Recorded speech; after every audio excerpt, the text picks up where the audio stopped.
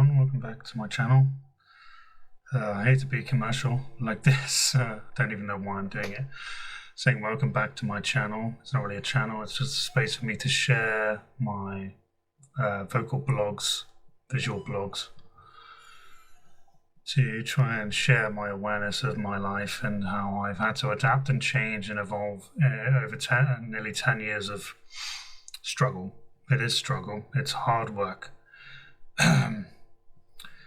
It's set me back from what I would call my original plan of life, because when I'd stopped doing drugs at the age of 22, stopped drinking socially, stopped the toxicity of that kind of culture, I met my now wife, Rebecca, and I started to think more about my future, because back then I was just living in the presence of when can I next get my next take of weed, cannabis, when can I get out of my next drink, when can I next socialize without having to do any work, without having to earn anything or earn any respect in my life. So when I met Rebecca, I turned myself around, my entire outlook on life, my entire views.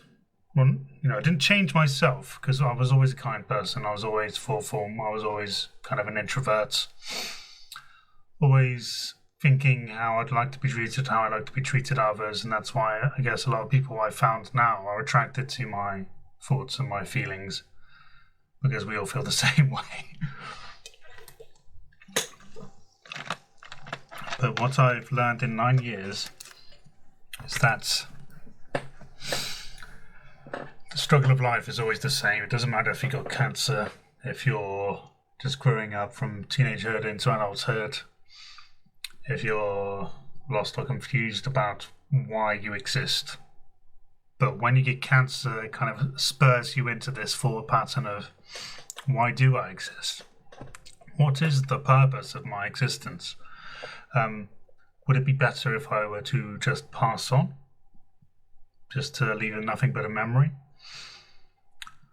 Or shall I survive for any number of reasons, and there are many? I've had to learn a very hard way that all the immaterial things in my life, all of the wants and needs of a childish, naive mind, because I was 24 when I was diagnosed, I was still growing. It's not fully coming into adulthood because I'd done so many drugs and I was so juvenile in my thoughts about how life should work for me and everyone should work for me, and this was all, I deserved something better. But life's all you got. You've already got everything you need to survive, to live, to thrive, to enjoy, to suffer through. But my perspective has had to change, especially when I had children. When I committed to my now wife, when I decided, because I was always one against marriage, when I decided that I wanted to commit to her fully, I wanted to commit to this life that we had together, that we've grown together, to our children's concept of love when they grow old, to see that there's parents that love each other deeply, and they stick together through thick and thin, and they survive against all odds. I mean, because it's been as hard on her, on Rebecca, as it has been on me. But she loves me unconditionally. There's no conditions attached to that.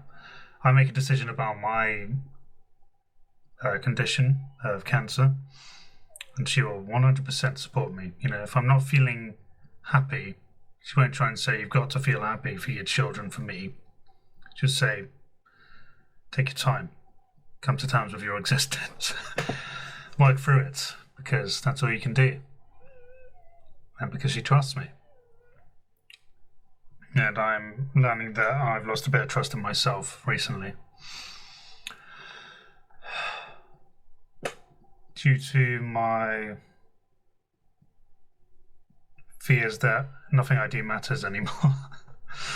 But I think I watched something yesterday about, it was Jim Carrey and his spiritual journey. He said none of this matters. He keeps saying it in his interviews in front of cameras. None of this matters. You don't matter. It's just a bunch of energy dancing to the tune of life. which is true. So, I've been feeling sorry for myself. I've been playing the victim for a couple of months, more than a couple of months, half a year.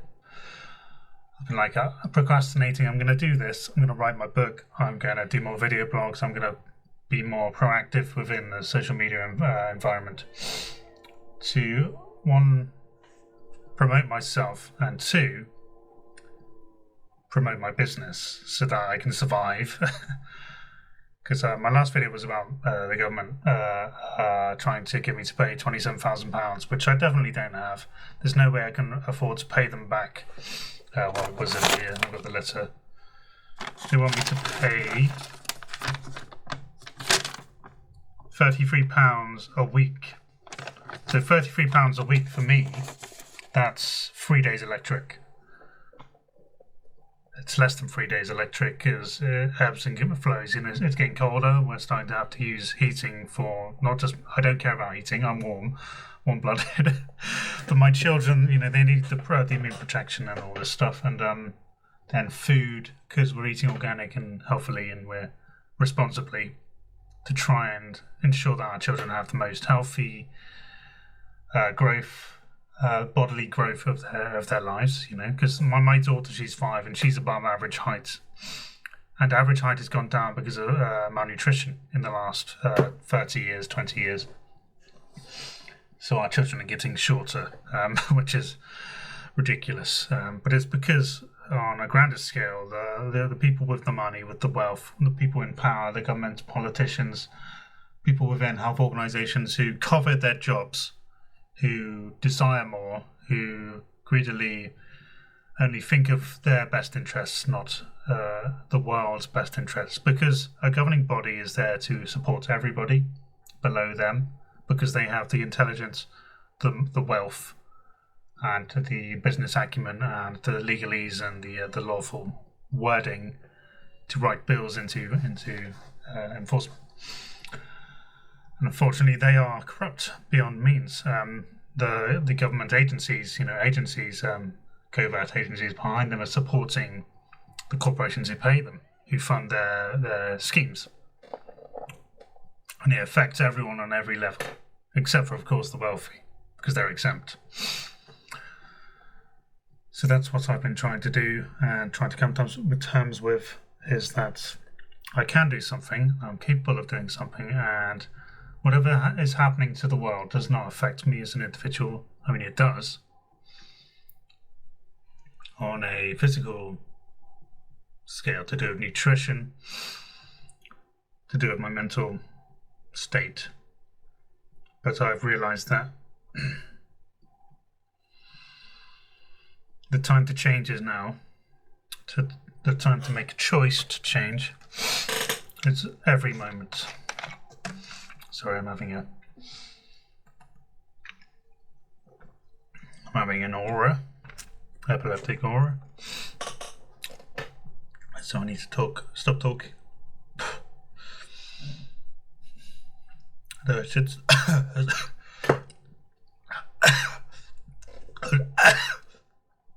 I said turn the video off, stop recording. I can't make out. It's bad to show what's happening.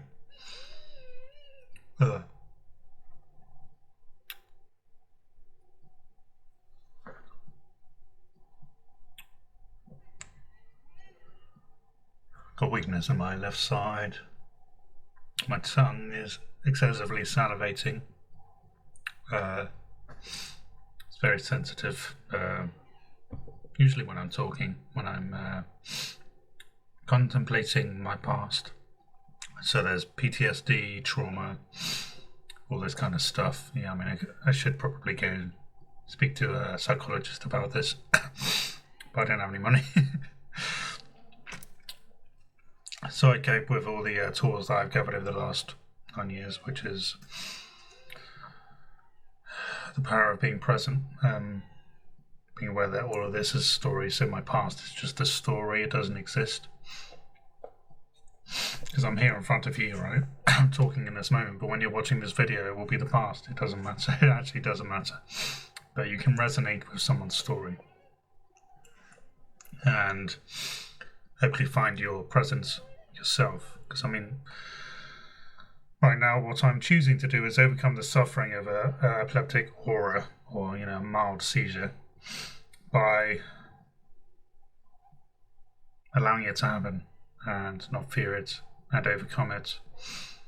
Find the strength and the will to continue trying to articulate what I feel I need to articulate today. And I've already forgotten where I started. But yeah, I'm going to stop being a coward. I'm going to stop being a victim. I mean, I say this so often, it's unreal. 9 years of suffering. It's hard to come out of the doubt when it arises. Because, the only people I've got around me are my children, my wife, my parents, very far away. So there's no time to visit, always busy, no time to talk. Everybody's got their own lives, their own problems, which I totally understand. So I just cope. I choose to do this because I have the strength. I'm not going to deny that. I have the greatest strength, and that is overcoming death. The thoughts, the feelings that come with dying of a terminal disease. So I think I've got all the power I need. I just need to choose what I do with the time and the intelligence that I've gained, and the willfulness and the presence I've attained within this disease. And I'm going to do more work, and I'm going to show myself, more importantly, that I'm worth this life that I've got is worth living. Pardon me. Sometimes I feel like maybe I should give up. And that's such a cowardice. When I speak about it, it's so cowardly. And it's the victimhood of cancer. To go, what's the point? Why should I live if I've got to suffer? But suffering is a path to greater power within the soul, within your emotions, your thoughts, your feelings, sensations. All of my where my tumor is located is the parietal lobe, and this kind of controls sensations, word finding, and so I struggle with all of these things. Sensations can be having a drink of water. It touches my gut-brain connection. The gut-brain connection is quite strong. So I get signals sent to my brain, and then my neurons misfire, and then I have these mild symptoms. So loss of feeling in my hand, for example, warm head, weakness in the jaw, in the eyes. So when I talk about my emotions and how I feel, and when I stimulate myself in certain ways, I have these reactions, and it's better than it used to be back before 2017, before my first awake craniotomy surgery to remove part of the tumour. I was having grand mals 3-4 times a week. So these are seizures where you would lose consciousness, and I didn't find out this until 4 years ago, that I could have also lost my life during a seizure. My brain could have just broken. And I didn't know this. And when I found it out, it made me more paranoid. It's like more fearful. But I've in turn become stronger than that, because these seizures were a challenge to me to overcome suffering. My fears. I've had seizures where I've been conscious for, I think, got to say, about 5-10 minutes whilst having a grand mal seizure. So my eyes are flickering, everything's contorted, pulling in different directions, laying on the floor, unable to move, unable to cry for help, by myself, and fully conscious, never lost consciousness. And one of the ones I remember is it finally abated, but I had lost all functionality in my left side. I could not lift my left arm. I could not lift my left foot or leg. I was completely paralyzed on one side. But through sheer grit, determination, and willpower, and just breathing, willing myself to move, telling my limbs, you must move. Right arm, move. Left arm, move. Left leg, move. Eventually, occasionally I would have little twitches when my brain is sending a powerful enough signal through my nervous system that something functioned. I had to claw my way back, so it was like 15-minute seizure followed by 20 minutes of recovering. And during that time, I really needed to urinate. So I spent the entire time willing myself to get up so I could go for a piss. Eventually, I got to the toilet, and I couldn't do anything but rest my head against the wall and hold my phallus with my right hand and try and urinate into the bowl. And that took me another 10 to 15 minutes because I was still kind of slightly twitching. My whole body weakness was there's no energy. I could not function. Once I'd managed to urinate, I realized I had a massive bump on my head because I hit something on the way down. Hit my forehead. And so I ended up managed to kind of get down the stairs very slowly, very gently. Managed to open my front door through sheer grit and determination. Open my front door because I had no energy on both sides. My left wouldn't function properly, but my right was. So I managed to open the door, went to my neighbours and said, Can you help me? I've had a grand mal seizure. I hit my head. Could you please give me an ice pack? It hurts. If you've got any painkillers. So yeah, I've got through that. I think I mentioned in my last video, not last video, a couple of videos ago, that I went for an experience with my daughter. She was 2 at the time, just talking, early, 3 years old. She was just learning to talk and speak and articulate, and she knew who I was, and she was on the bed with me upstairs. I had a seizure, as Rebecca has she's got partial hearing because she's got hearing aids. So I was having this grand mal seizure. I made sure I was safe on the bed. I tried to get fresh air. I tried to relax my shoulder and control it. It became uncontrollable, so I got myself safe just in the nick of time. Then I had this grand mal seizure, but it's about a 5-minute one, and the whole time she was trying to comfort me. Can you imagine what's going through a child's head when she has to witness her father lying there, twitching, looking unwell, making unwanted noise? I was going, she's going, Daddy, Daddy, Daddy. And then she's going, Mummy, Mummy. I was in between fitting because I'm aware she's there and I'm conscious, so I keep saying, but I can't say, call for Mummy. And because she can't hear, I can stamp on the floor, I couldn't do anything. So I had to wait for it to abate, and then eventually she came up and said, are you okay? And I was like, still fitting, I think. And she came over, made sure I was all right, and made sure I was comfortable. But yeah, these are just some of the experiences that have strengthened my resolve to live, strengthened my ability to cope with high-stress situations. The only thing that causes me major stress, and unfortunately so, is talking emotionally about my past. How I was diagnosed, what happened when I was diagnosed. When I'm doing consultations with cancer patients and they want to know how I started, how I came to the conclusions I did, it's a very traumatic experience. And I definitely need to go and speak to someone, but I don't have any money, so I will hold off on that until I'm financially capable of working more on my health. I don't even get blood work done because I can't afford to. None of my family can afford to pay for me. Any money that we raise from people goes... people's donations that they get to me through PayPal and stuff ends up going towards bills, food, and electricity. So I'm never in the plus. I never have more excess money. I've never been for 9 years. We've never had more money than we needed. It's always living just below the money we need because I'm organic. I don't drink tap water, so I'm drinking bloody bottled water, the cheapest I can find, but the purest. All these things, it's such a burden. But I'm not going to change the way I treat my health because I'd be admitting defeat. So I'm going to stick to the strict rules that I've given myself, which is to survive at all costs using seasonal, whole food, mostly carnivore diets, organ meats, bone broth. I'm going to stick to this way of living because it's the only way that's functioned for me. It's the only way that's practically kept me alive. As you may know, I was inoperable. I declined standard of care because the standard of care was more toxic than just dying healthily.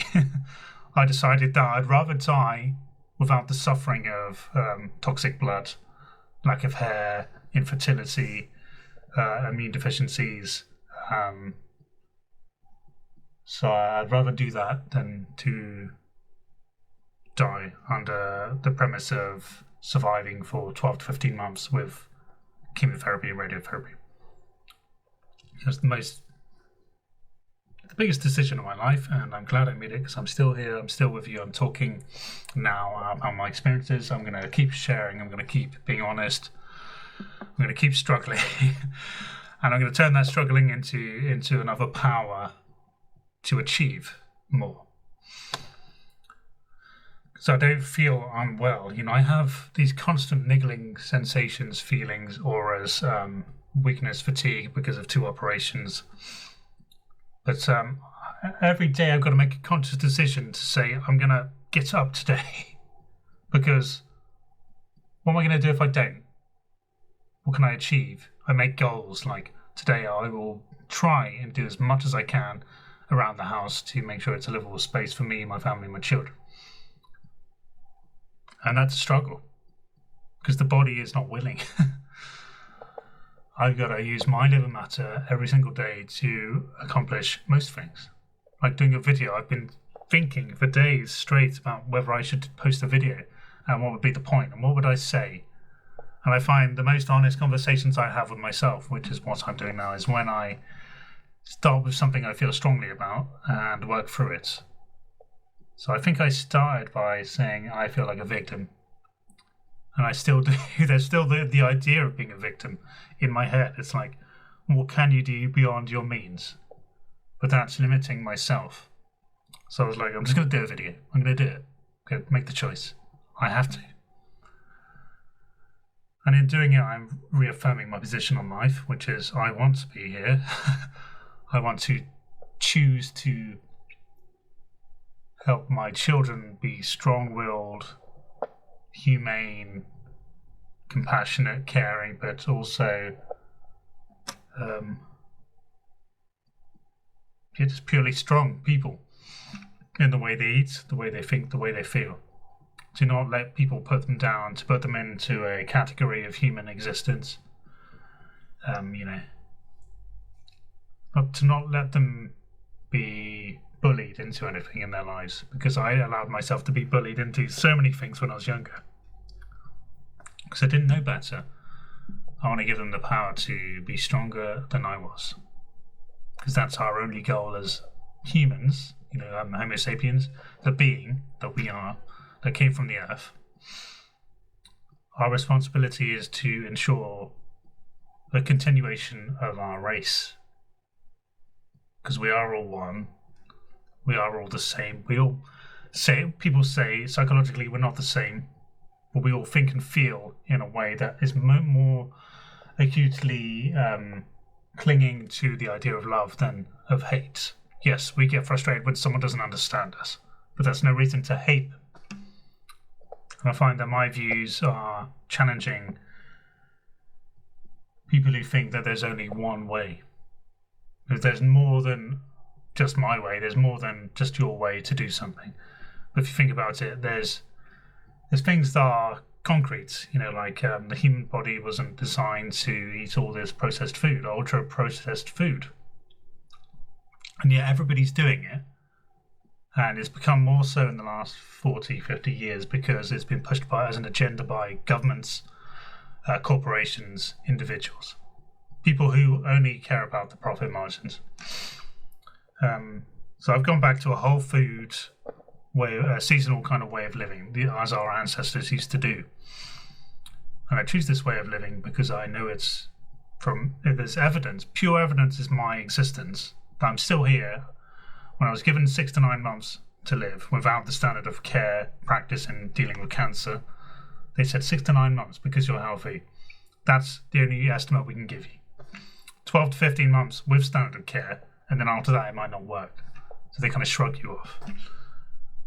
And I'm 100% pure evidence of how diet can affect your life and change your health. I'm still here. The evidence is here. So I just wanted to leave it at that and say thank you for listening. And if you feel like donating to my Patreon, to my PayPal, directly to my bank using international bank code, whatever that is, I'll post the links down below and the information. And if you know anyone affected by cancer, like me, who you think deserves to know that there can be more to help them, that they can educate themselves, they can find their own wisdom and their own solution to the problem of cancer, then I'm here to talk, because I have such a unique experience. And I think encompassing health is probably the only way to go when it comes to dealing with cancer. When you're told by your oncologist that you can eat whatever you like, that's the biggest lie, because it's not true. So all these people getting obese, diabetics, etc., this is all happening because of corporation greed. And doctors, the education system for medical professionals is funded by most corporations who deal in the foods that cause these problems. It makes them money to continue telling their lies, to educate the medical scientists falsely.